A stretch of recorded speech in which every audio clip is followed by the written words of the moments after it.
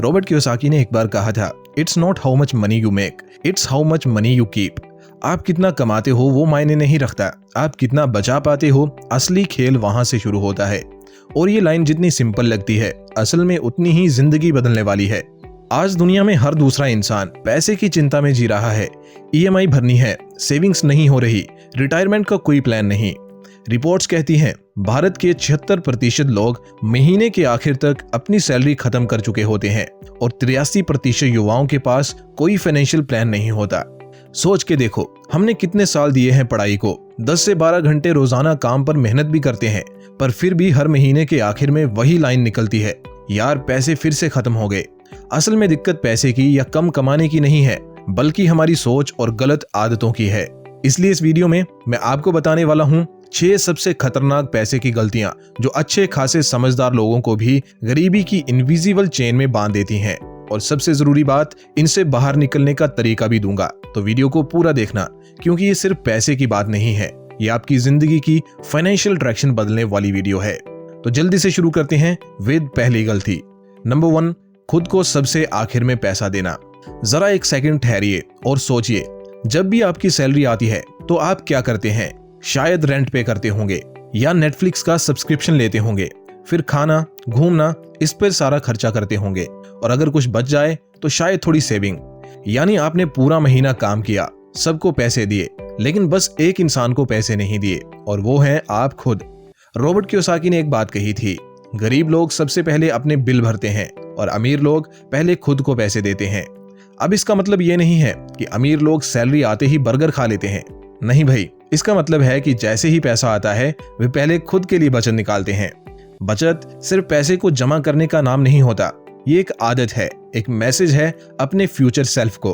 अगर आप आज 100 रुपए भी बचा नहीं पा रहे तो कल को लाखों भी कमाने लगे तो भी कुछ नहीं बदलेगा। इसलिए हर महीने सैलरी आते ही सबसे पहले खुद के लिए पैसा बचाओ। कम से कम 10% अपनी सेविंग्स और इन्वेस्टमेंट्स के लिए निकालो, बिल्कुल वैसे ही जैसे बिजली का बिल भरते हो। भारत में 70% लोग सेविंग्स को जो बचेगा वो रख लेंगे इस हिसाब से देखते हैं, और यही सबसे बड़ा फाइनेंशियल ट्रैप है। बैड फाइनेंशियल हैबिट नंबर 2, उधार लेकर जीना और उस पे कंफर्टेबल हो जाना। आजकल उधार पर जीना स्टेटस सिंबल बन गया है। नया फोन चाहिए, सस्ता क्यों लेना, महंगा लो, ईएमआई है ना, पेट्रोल कैसे भरवाऊं, पेटीएम पोस्टपेड का इस्तेमाल कर लेता हूं, शॉपिंग भी करनी है, चलो अभी खरीद लेता हूं, जब पेमेंट आएगी तो पे कर दूंगा। हमारे हाल इतने खराब हो चुके हैं कि हम छोटी से छोटी चीज को उधार पर खरीदने लगे हैं। समझो एक बात, उधार लेना बुरा नहीं है, लेकिन उस पर आराम से जीने लग जाना सबसे बड़ा खतरा है। भारत में अब हर महीने करीब 2 लाख करोड़ का पर्सनल लोन दिया जा रहा है, और इनमें से ज्यादातर लोग ये पैसा जरूरत के लिए नहीं बल्कि लाइफस्टाइल के लिए ले रहे हैं। उधार की सबसे बड़ी दिक्कत ये नहीं कि आपको पैसा चुकाना है, बल्कि ये है कि आप अपनी फ्यूचर इनकम को गिरवी रख रहे हो। और सबसे खतरनाक बात, जब इंसान इसे नॉर्मल मान लेता है। एग्जाम्पल, आज 50,000 रुपए की सैलरी है और ईएमआई 25,000 की चल रही है, तो सोचो आधा महीना तो आप बस कर्ज उतारने के लिए काम कर रहे हो। ये जिंदगी नहीं है, ये स्लेवरी है ईएमआई की। अगर इस ट्रैप से बाहर निकलना चाहते हो तो इन बातों का खूब ध्यान रखो। नंबर 1, ईएमआई कभी भी आपकी सैलरी का 30% से ज्यादा ना हो। नंबर 2, क्रेडिट कार्ड हो ठीक है, पर फुल पेमेंट करो हर महीने। नंबर 3, सबसे जरूरी, कोई भी लग्जरी खरीदने से पहले खुद से एक सवाल पूछो, क्या मैं इसे बिना उधार लिए खरीद सकता हूँ? अगर जवाब ना है तो शायद वक्त अभी नहीं आया। देखो एक बात बता रहा हूँ, ध्यान से सुनना। आज जो आपको उधारी पे सामान खरीदने की वजह से खुशी मिल रही है, वही कल के तनाव और अफसोस की सबसे बड़ी वजह बनेगी। अब आइए अगली बुरी आदत के बारे में जानते हैं। नंबर 3, इमरजेंसी फंड ना बनाना। हम में से ज्यादातर लोग मानते हैं कुछ नहीं होगा यार, सब बढ़िया है, लेकिन इमरजेंसी पूछकर नहीं आती, और अक्सर सबसे गलत टाइम पर ही आती है। ये कोई मेडिकल इमरजेंसी हो सकती है, नौकरी चली जा सकती है, घर में अर्जेंट खर्चा आ सकता है, और उस वक्त सबसे बुरा एहसास ये होता है, काश मैंने इमरजेंसी फंड बनाया होता। 2023 में किए गए एक सर्वे के मुताबिक भारत में 78% लोग एक भी महीने की सेविंग्स के बिना जी रहे हैं। यानी अगर आज नौकरी गई तो कल से स्ट्रगल शुरू। इमरजेंसी फंड वो पैराशूट है जो तब काम आता है जब आपकी फाइनेंशियल फ्लाइट हिचकोले खाने लगती है, और अगर आपके पास ये पैराशूट नहीं है तो क्रैश लैंडिंग तय है। इसलिए जल्द से जल्द अपने मंथली एक्सपेंसेस का कम से कम 6 महीने का बफर बनाओ। ये पैसा म्यूचुअल फंड या फिक्स डिपॉजिट जैसे सेफ इंस्ट्रूमेंट में रखो।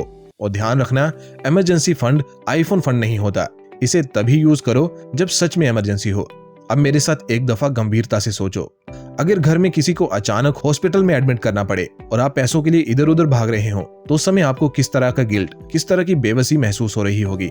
अगर आप नहीं चाहते कि आपको कभी इस तरह का गंदा एहसास करना पड़े, तो इमरजेंसी फंड जरूर बनाओ। इमरजेंसी फंड एक इंश्योरेंस नहीं है, ये आपकी पीस ऑफ माइंड का फाउंडेशन है। अब आइए अगली फाइनेंशियल गलती के बारे में जानते हैं। नंबर 4, महंगे शौक रखना और जस्टिफाई करना। हम इंसानों की सबसे प्यारी कला क्या है पता है? खुद को बेवकूफ बनाना और बड़ी सफाई से जस्टिफाई करना कि मैं ये डिजर्व करता हूँ। नया फोन, एक ब्रांडेड घड़ी, हर महीने नेटफ्लिक्स, प्राइम प्लस, हॉटस्टार, सब कुछ चाहिए। क्यों? क्योंकि मैं बहुत मेहनत करता हूँ यार, इतनी मेहनत के बाद इतना तो डिजर्व करता हूँ। लेकिन एक बार खुद से पूछिए, क्या आप अपनी मेहनत का इनाम फ्यूचर की फाइनेंशियल फ्रीडम से पाना चाहते हो, या आज के डोपामिन के लिए खुद को कर्ज में डुबोना चाहते हो? रिपोर्ट्स कहती हैं भारत में एक औसत मिडिल क्लास व्यक्ति हर महीने की सैलरी का 28 से 30% सिर्फ लाइफस्टाइल खर्चों में उड़ा देता है। ब्रांडेड कपड़े, बाहर खाना, गैजेट्स और OTT सब्सक्रिप्शन में। जब बात खर्चे की आती है तो हम लॉजिक से ज्यादा इमोशन से सोचते हैं। लॉजिक कहता है हर खर्चा आपकी वेल्थ बिल्डिंग की जर्नी से पैसा काटता है, और इमोशन कहता है तो खुश रहना चाहिए, बस EMI पे ले ले चाहे। और ये सब वहीं से चालू होता है। मेरे दोस्त ने भी तो लिया है, मेरी सोशल इमेज है, बर्थडे है मेरा यार। लेकिन याद रखो, जो लोग लाइफस्टाइल दिखाने के चक्कर में पड़ जाते हैं, उनकी लाइफ ही स्ट्रगल बन जाती है। अब मैं आपको इस झमेले से निकलने का सोल्यूशन बताऊंगा, इसलिए ध्यान से सुनना। हर महीने के लिए गिल्ट फ्री स्पेंड लिमिट बनाओ।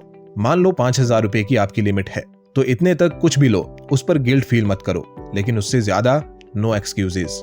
वंस लिमिट ब्रीच हो गई तो उसके बाद चाहे आपको कोई चीज कितनी भी पसंद क्यों ना आए, बस रुक जाओ, पीछे हट जाओ। बैड फाइनेंशियल हैबिट नंबर 5, सिर्फ बचत पे फोकस करना, कमाई बढ़ाने की सोच ही नहीं रखना। कुछ लोग अपनी पूरी एनर्जी इस बात में लगा देते हैं कि टूथपेस्ट 5 रुपए सस्ता कहाँ मिलेगा, लेकिन ये कभी नहीं सोचते कि महीने में 5,000 रुपए ज्यादा कैसे कमा ले। भाई साहब, बचत की भी एक सीमा होती है, लेकिन कमाई की कोई सीमा नहीं होती। लॉजिक से समझो, आप एक महीने में 2,000 बचा सकते हो, लेकिन अगर आपने 5,000 एक्स्ट्रा कमा लिया तो सोचो क्या हो सकता है, आप सीधा सीधा 3,000 एक्स्ट्रा बचा सकते हो। भारत में 70% लोग सिर्फ एक इनकम सोर्स पर निर्भर हैं, और उनमें से ज्यादातर सिर्फ खर्च काटने पर फोकस करते हैं। ना कोई फ्रीलांसिंग, ना साइड हसल, और ना ही कोई स्किल बिल्डिंग।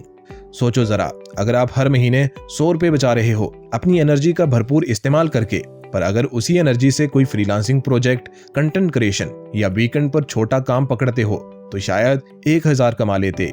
दोस्तों याद रखो, बचत अच्छी चीज है, लेकिन सिर्फ बचत से आप अमीर नहीं बनते। इसलिए पहले अपनी कमाई बढ़ाने पे ध्यान दो, अपनी स्किल्स अपग्रेड करो। फ्री में यूट्यूब, कोर्सेरा, स्किल शेयर जैसी जगहों पर सीखो। वीकेंड हसल शुरू करो, graphic design, resume writing, content creation, home tuition, कुछ भी। 10 रुपए कम खर्च करने से अच्छा है 100 रुपए एक्स्ट्रा कमाना सीखो, क्योंकि सेविंग्स की एक लिमिट होती है, लेकिन इनकम का लिमिट सिर्फ स्काई होता है।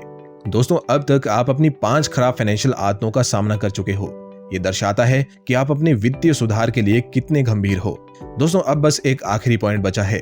उस पॉइंट की तरफ जाने से पहले मेरी आपसे गुजारिश है कि आप इस वीडियो को लाइक कर दो और चैनल को भी सब्सक्राइब कर दो। इससे हमारा आपके साथ रिश्ता हमेशा का बन जाएगा।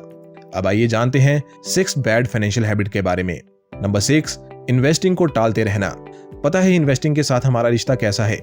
जैसे पुराने कपड़े, हमेशा सोचते हैं कि कभी तो काम आएंगे, पर सालों तक अलमारी में पड़े रहते हैं।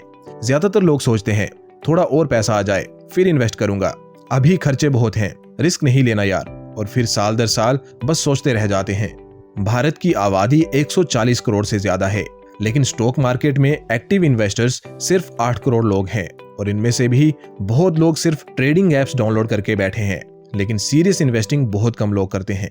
लेकिन अगर आप सिर्फ 500 रुपए महीने से भी शुरू करते हो, तो कंपाउंडिंग आपको 10 साल बाद ऐसा रिवॉर्ड देगी जैसा आपने इमेजिन भी नहीं किया होगा। एक क्विक कंपैरिजन से आपको समझाता हूं कि जल्दी इन्वेस्टिंग के क्या फायदे हैं। अगर आप 25 साल की उम्र में शुरू करते हो 2,000 रुपए की SIP से 12% के रिटर्न्स पे, तो 55 साल की उम्र में आपके पास 70 लाख रुपए से ज्यादा होंगे। लेकिन अगर आपने 35 साल की उम्र से शुरू किया सेम अमाउंट ऑफ SIP से सेम रिटर्न्स पे, तो आपके पास 55 साल की उम्र में केवल 22 लाख रुपए होंगे। अब खुद डिसाइड करिए, सिर्फ 10 साल डिले से 48 लाख का लॉस चाहिए या जल्दी शुरू करके कंपाउंडिंग का फायदा चाहिए? तो करना क्या है, 500 या 1,000 रुपए से शुरू करो, डर मत रखो, SIP चालू करो, म्यूचुअल फंड हो, इंडेक्स फंड हो, बस कंसिस्टेंसी रखो। और हाँ, PPF या NPS जैसे ऑप्शंस भी हैं जहां रिस्क कम है, रिटर्न स्टेडी है। मेरी ये बात ध्यान से सुनना, पैसा बचाने से सिर्फ आप सरवाइव कर सकते हो, लेकिन पैसा इन्वेस्ट करने से आप आजाद हो सकते हो। दोस्तों, ये आदतें अगर आपके अंदर भी हैं तो आपको ठहर के सोचने की जरूरत है और खुद को बदलने की जरूरत है।